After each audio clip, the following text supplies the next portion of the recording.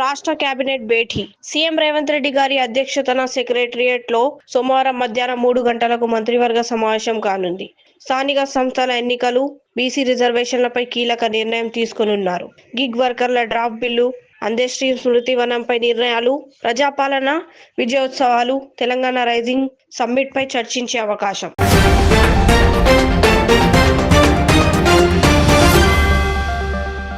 గచ్చిబౌలి అక్రమ కట్టడాలను కూల్చివేసిన హైదరాబాద్ నగరంలోని గచ్చిబౌలి సంధ్య కన్వెన్షన్ సమీపంలో అక్రమ కట్టడాలను తొలగించిన హైడ్రా అధికారులు.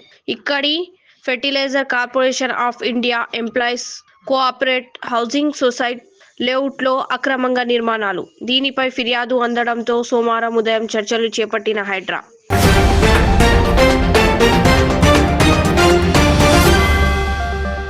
సౌదీ అరేబియాలో ఘోర రోడ్డు ప్రమాదం చోటు చేసుకుంది. భారతీయ యాత్రికులతో ఉన్న బస్సును డిజిటల్ ట్యాంకర్ ఢీకొనడంతో 42 మంది సజీవ దహనమైనట్లు సమాచారం. మృతుల్లో ఎక్కువ మంది హైదరాబాదీ వాసులు ఉన్నట్లు తెలుస్తోంది. మక్కా నుంచి మదీనా వెళ్తుండగా ఈ ప్రమాదం చోటు చేసుకున్నట్లు సమాచారం.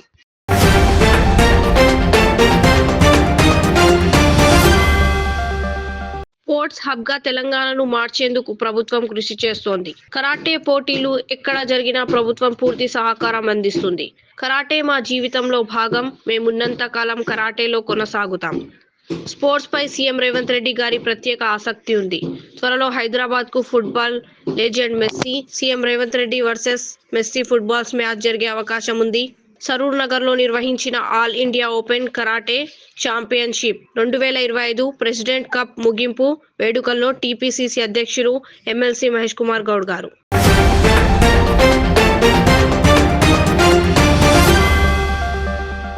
ఉచితం ప్రచారం. ఉల్లి బస్తాలు ఎత్తుకుపోయిన జనం. ధర లేక ఉల్లి రైతులు అల్లాడుతుంటే జనం బస్తాలను లూటీ చేసిన ఘటన కర్నూలు వ్యవసాయ మార్కెట్ యార్డులో జరిగింది. ఉచితంగా ఇస్తున్నారన్న ప్రచారంతో స్థానికులు ఎగబడ్డారు. ఎవరికి దొరికింది వారు ఎత్తుకుపోయారు. పోలీసులు వచ్చి పరిస్థితిని అదుపు చేశారు. అటు నిల్వలు పెరిగిపోవడంతో ఈ నెల 18, 19న అధికారులు మార్కెట్కు సెలవు ప్రకటించారు.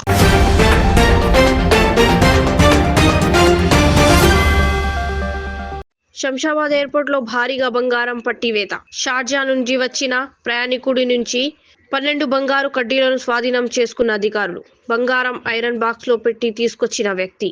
రూపాయి 1.5 కోట్లు విలువైన బంగారం స్వాధీనం.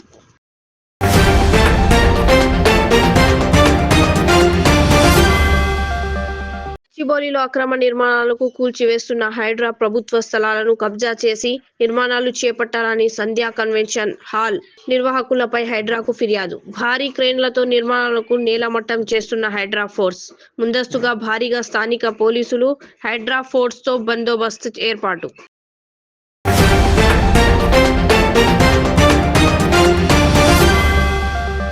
సిగరెట్లు తాగిన బాలికలు, నెటిజన్ల ఆగ్రహం. కర్ణాటక తుమకూరులోని ఓ ప్రభుత్వం స్కూల్ ఆవరణలో విద్యార్థినులు సిగరెట్లు తాగారు. ఈ వీడియో వైరల్ అవుతోంది. ఎన్నో ఆశలు అంచనాలతో పేరెంట్స్ చదివిస్తుంటే పిల్లలు ఇలాంటి పనులు చేయడం ఏంటని నెటిజన్లు ఫైర్ అవుతున్నారు. వారి పట్ల లెక్చరర్లు శ్రద్ధ వహించాలని, భవిష్యత్తులో తప్పులు జరగకుండా కౌన్సిలింగ్ ఇప్పించాలని సూచిస్తున్నారు.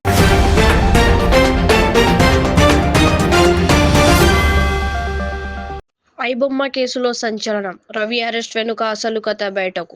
డిజిటల్ కంటెంట్ పైరసీపై జరుగుతున్న స్పెషల్ ఆపరేషన్లో భాగంగా పరిశీలనకు వచ్చిన ఒక అనుమానితుడిని పోలీసులు పట్టుకున్నారు. ప్రజలు సోషల్ మీడియాలో చక్కర్లు కొట్టిన పుకార్ల ప్రకారం ఆ వ్యక్తి రవి అరెస్ట్కు అతని భార్య కారణమన్న ప్రచారం జోరుగా సాగింది. అయితే అధికారుల వివరణతో ఆ ఊహాగానాలకు పూర్తిగా చెక్ పడింది.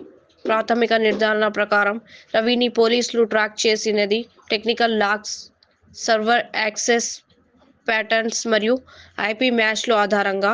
విచారణలో భాగంగా అధికారులు వెల్లడించిన వివరాల ప్రకారం అతని కుటుంబ సభ్యులు ఈ వ్యవహారంలో ఎలాంటి పాత్ర పోషించలేదని స్పష్టం చేశారు. పోలీసుల ఒక అధికారి తెలిపిన దాంట్లో సోషల్ మీడియాలో వచ్చిన వార్తలు నిజం కావు. రవిని మేము పూర్తిగా మా డిజిటల్ ట్రేసింగ్ ఆధారంగా గుర్తించాం. కుటుంబ సభ్యులపై అనుమానం పెట్టాల్సిన కారణమే లేదు. అదే సమయంలో ఆన్లైన్లో పుకార్లు ఎలా వేగంగా వ్యాపిస్తాయో ఈ ఘటన మళ్లీ చూపించింది. పోలీసులు ప్రజలను అప్రమత్తం చేస్తూ ఆధారం లేని వార్తలను నమ్మద్దు, పంచవద్దు అని విజ్ఞప్తి చేశారు. ఫిల్మ్ ఇండస్ట్రీ నుండి కొందరు కూడా స్పందిస్తూ పైరసీకి వ్యతిరేకంగా ఇదొక సానుకూల సేఫ్ట్ అని అభిప్రాయపడ్డారు. ఈ కేసులో మరిన్ని వివరాలు అధికారంగా వెల్లడయ్యే అవకాశం ఉన్నట్లని తెలుస్తోంది.